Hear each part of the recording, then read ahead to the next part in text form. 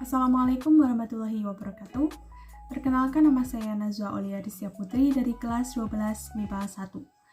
Video ini saya buat untuk melengkapi tugas informatika dari Bapak Uzaki mengenai manfaat kemampuan TIK dan informatika di berbagai bidang.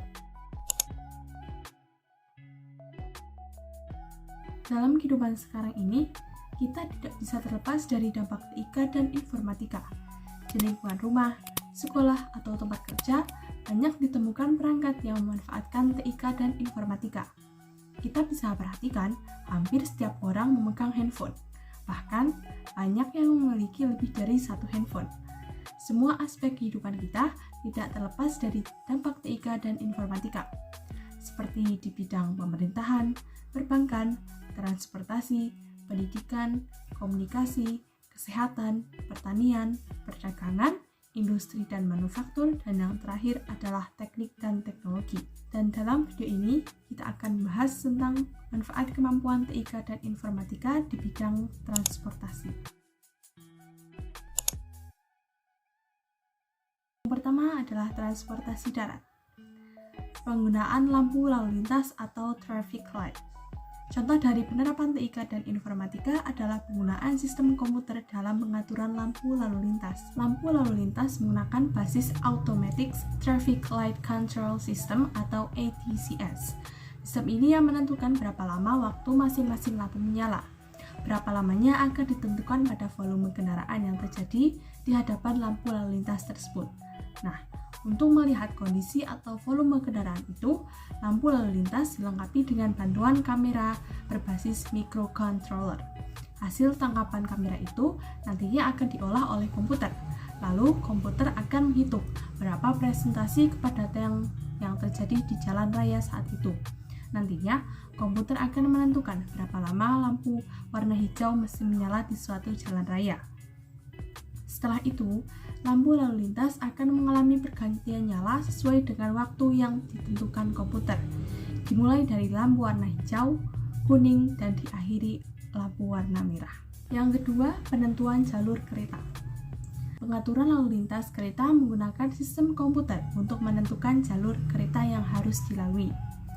Selain itu, penggunaan palang kereta otomatis juga memanfaatkan kemajuan TIK, terutama Arduino Uno. Pada penelitian ini diharapkan perancangan suatu alat penutup pintu palang kereta otomatis memberi informasi bahwa kereta akan segera tiba di perlintasan dengan menggunakan Arduino Uno. Diharapkan dengan adanya alat penutup palang otomatis ini dapat mengurangi angka kecelakaan pada jalur kereta api yang tiap tahunnya meningkat. Yang ketiga yaitu ITS atau Intelligent Transportation System. ITS merupakan hasil integrasi antara teknik informasi dan komunikasi dengan infrastruktur transportasi. Contoh manfaat ITS adalah dapat mengatasi masalah kemacetan di kota-kota besar. Yang kedua yaitu transportasi udara. Manfaat kemampuan TIK dan informatika di bidang transportasi udara adalah pada kokpit pesawat. Dengan sistem komputer yang ada di ruang pilot, digunakan untuk mengendalikan pesawat seperti menentukan arah. Yang kedua yaitu ATC atau Air Traffic Controller. ATC atau biasa disebut pemandu lalu lintas penerbangan. Para petugas ATC itu berada di menara dan jauh dari jalur untuk take off atau landing. Pesawat udara harus melalui jalur-jalur penerbangan yang telah ditentukan dan sama sekali tidak diperkenankan untuk menyimpang dari airways atau jalur penerbangan kecuali dengan izin dari ATC.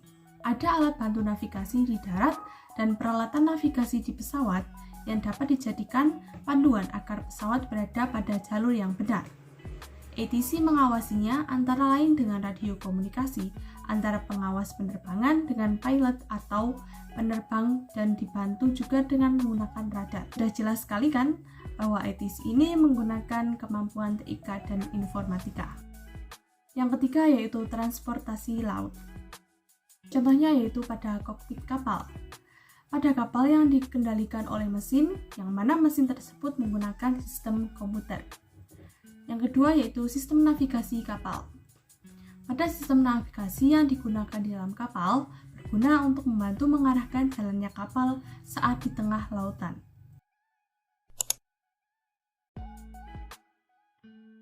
Yang pertama, Traveloka.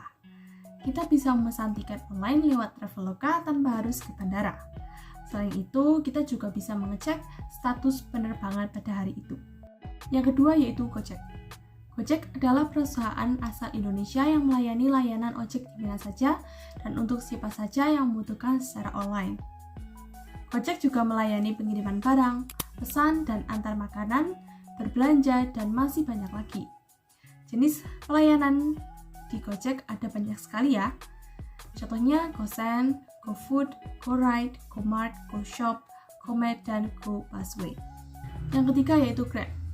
Grab sebelumnya dikenal sebagai Grab Taxi, merupakan salah satu platform layanan on-demand yang bermarkas di Singapura. Berawal dari layanan transportasi, perusahaan tersebut kini telah mempunyai layanan lain seperti pengantaran makanan dan pembayaran yang bisa diakses lewat aplikasi mobile. Itulah penjelasan tentang manfaat kemampuan TIK dan informatika di bidang transportasi. Semoga apa yang saya jelaskan bisa bermanfaat bagi kalian, dan terima kasih. Wassalamualaikum warahmatullahi wabarakatuh.